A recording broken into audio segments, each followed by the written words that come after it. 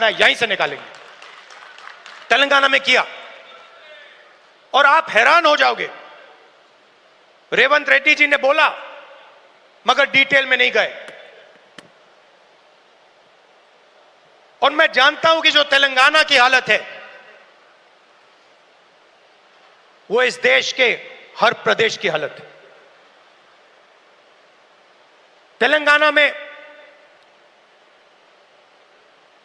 90% आबादी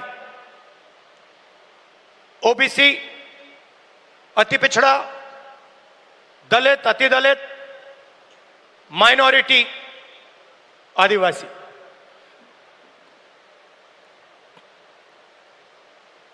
तेलंगाना का corporate sector देखिए, मालिकों की लिस्ट, सीईओज की लिस्ट, सीनियर मैनेजमेंट की लिस्ट, 90% में से आपको एक व्यक्ति नहीं मिलेगा।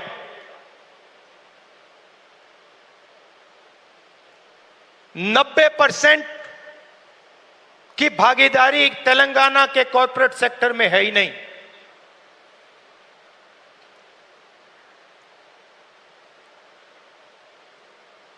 आजकल 21वीं सदी में मजदूर को गिग वर्कर कहा जाता है। वो घरों में खाना ले जाते हैं, घरों में खाना पकाते हैं, पिज्जा ले जाते हैं, अमेज़न की डिलीवरी ले जाते हैं, धूप में ले जाते हैं, सड़क पे मरते हैं। तेलंगाना में उनकी लिस्ट निकाली, सारे के सारे या ओबीसी या दलित या आदिवासी।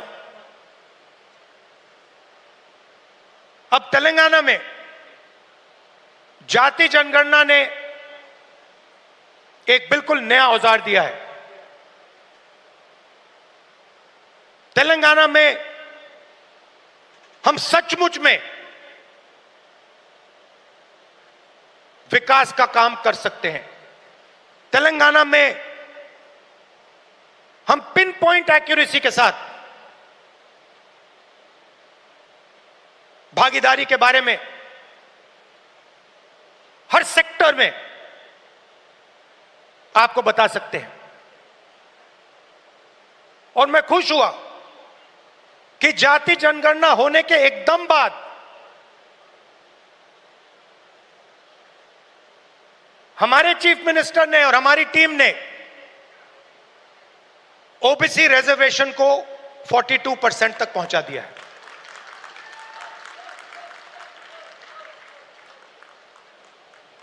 हम सुपर पावर की बात करते हैं, मगर जब धन की बात होती है,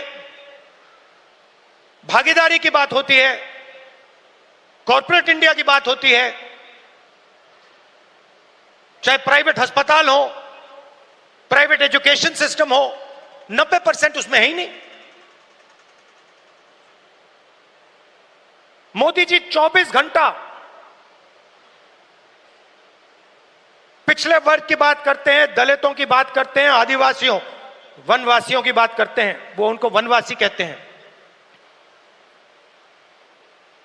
मगर जब उनकी भागीदारी का सवाल आता है, जब उनके पार्टिसिपेशन का सवाल आता है,